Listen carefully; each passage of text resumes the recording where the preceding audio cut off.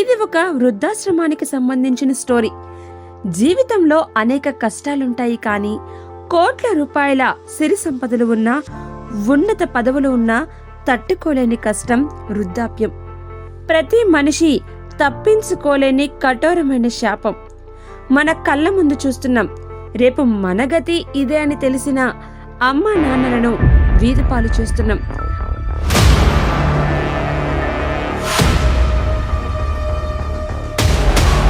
జీవనయానం ఎలాంటిదో తెలిపే ఒక పాటతో మొదలు పెడదాం. सजन रे झूठ मत बोलो, खुदा के पास जाना है। लड़कपन खेल में खोया, जवानी नींद बरसोया। लड़कपन खेल में खोया, जवानी नींद बरसोया। बुढ़ापा देख कर रोया, बुढ़ापा देख कर रोया। वही किस्सा पुराना है।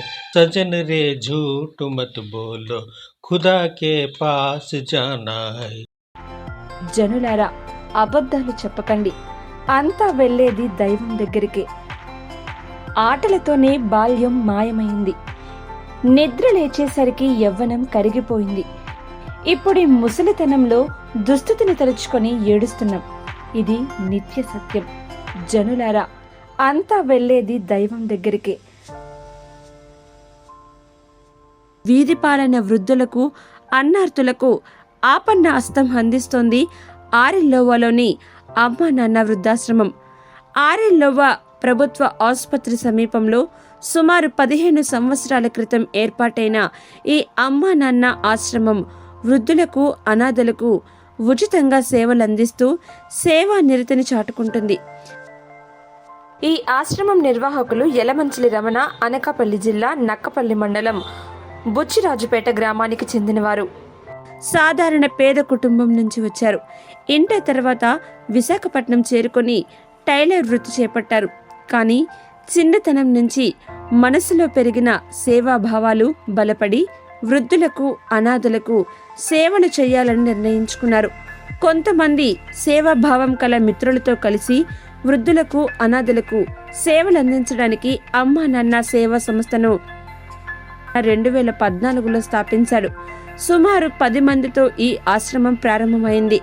ప్రస్తుతం 50 మంది వరకు వృద్ధులు ఇక్కడ ఆశ్రయం పొందుతున్నారు. వీరిలో 15 మంది మహిళలు ఉన్నారు. తర్వాత జీవీఎంసీ వారి సహకారంతో నైట్ సెంటర్లో ఈ వృద్ధాశ్రమం నిర్వహిస్తున్నారు. ఆసియాలోనే పేరు పొందిన సేవా సంస్థ అక్షయ పాత్ర వారు కూడా ఈ వృద్ధాశ్రమం నిర్వహణకు తమ వంతు సహకారం అందిస్తున్నారు.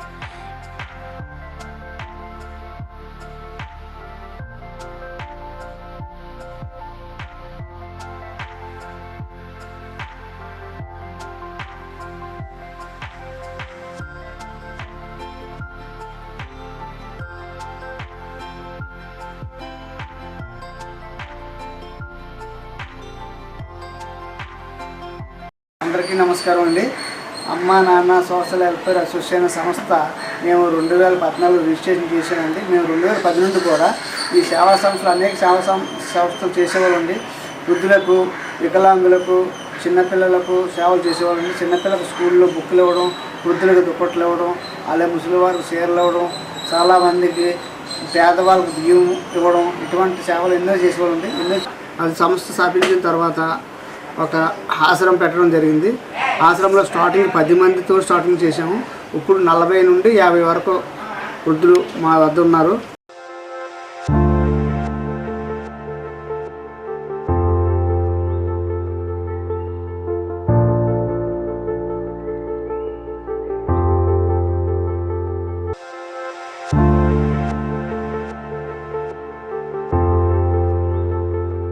ఆ సంస్థ ఏర్పాటు చేయడం కారణం అంటే మేము ఒక మంచి ఆలోచన, అందరికీ అమ్మా నాన్న ఉంటారు కాబట్టి వాళ్ళు వృద్ధులు అయిపోయిన తర్వాత వాళ్ళని పిల్లలు తీసుకెళ్ళి రోడ్ల పక్కన వదలడం జరుగుతుంది. వాళ్ళు తిండి తిప్పులు లేక మాసిపోయిన బట్టలతో రోడ్డు పక్కన పడి వచ్చేపోయే వాళ్ళు అందరినీ అడుక్కోవడం జరుగుతుంది. వాళ్ళ రోడ్డు పక్కన పడుకొని స్థానంలో ఏమీ లేక దోమల్లో ఇబ్బంది పడుతుందండి. అటువంటి అనేక సార్లు చూడటం జరుగుతుందండి. చూడటం జరిగిన తర్వాత ఇలా కాకుండా మనం ఒక ఆశ్రమం పెట్టాలి, ఆశ్రమం పెట్టి వృద్ధులకు సేవ చేయాలి. ఇలా ఈ వృద్ధులకు ఒకరికి కాదు, వికలాంగులకి, చిన్నపిల్లలకి, ఇలాంటి అనేక మంది ఇబ్బందులు ఉన్న వాళ్ళందరూ మనం ఆదుకోవాలని ఆలోచించారు. ఆలోచించి 2014 నుంచి మేము 2014లో రిజిస్ట్రేషన్ చేయించాము ఆ సంస్థని. ఇంకా దాతలు అనేవారు ముందుకు వస్తే ఇంకా 50 నుండి 100 వరకు కూడా మేము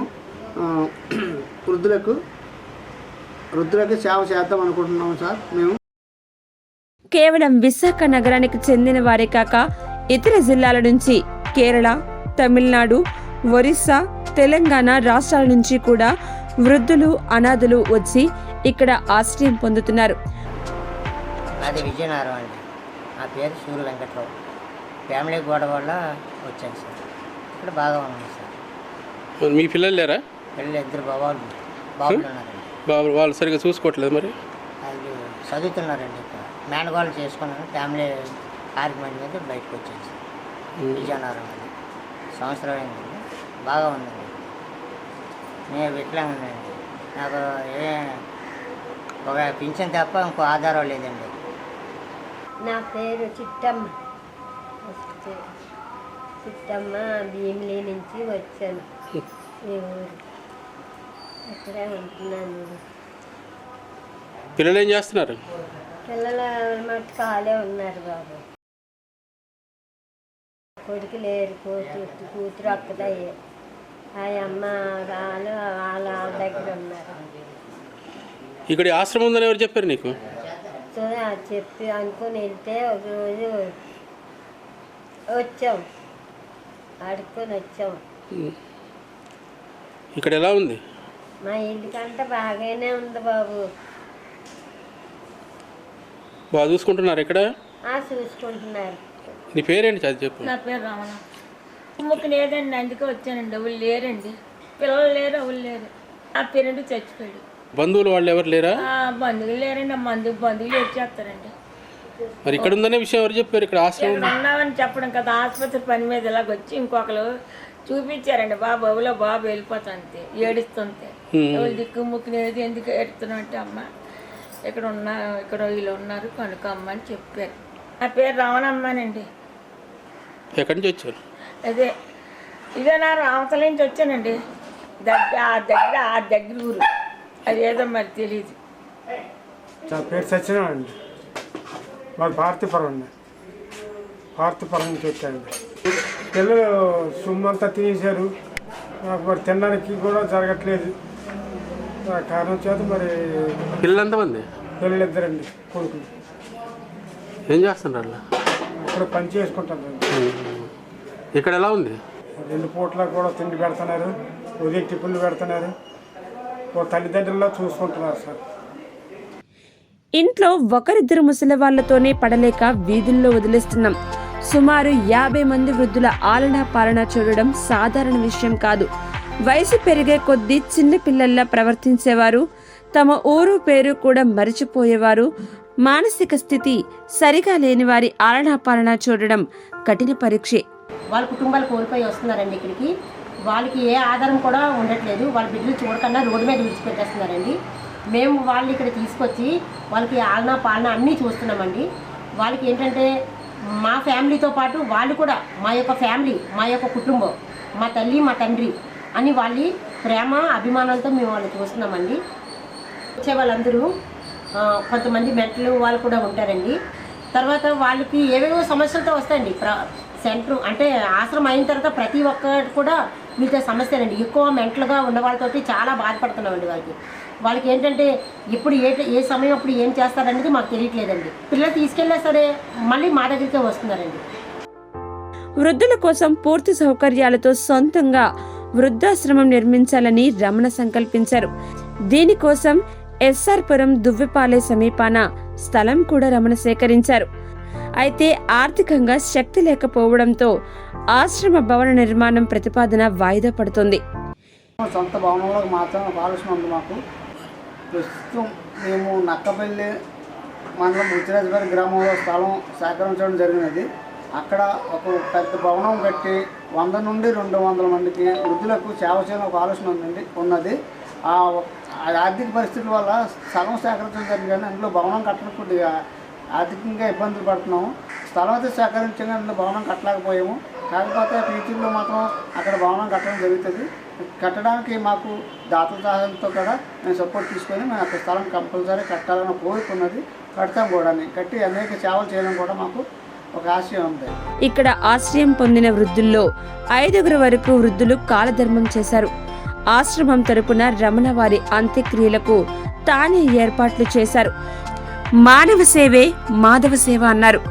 ప్రపంచం భారంగా భావిస్తున్న అమ్మా నాన్నలకు సేవలు అందిస్తున్న అమ్మా నాన్న లాంటి సేవా సంస్థలకు నిర్వాహకులకు అభినందనలు తెలుపుతూ ఈ వీడియో సమర్పిస్తుంది సరికొండ మీడియా. చివరగా ఒక్క మాట, దైవం దగ్గర నుంచి వచ్చినప్పుడు మన చేతిలో ఏమీ లేదు. ఆయన దగ్గరికి వెళ్ళాలంటే రాజమార్గం ఏమీ లేదు.